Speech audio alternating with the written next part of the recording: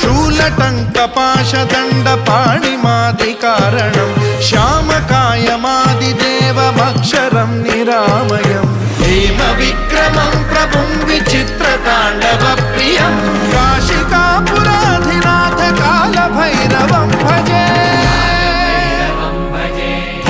मुक्तिदायकं प्रशस्तचारु विग्रहं भक्तवत्सलं स्थितं समस्तलोकविग्रहं विनिक्वणं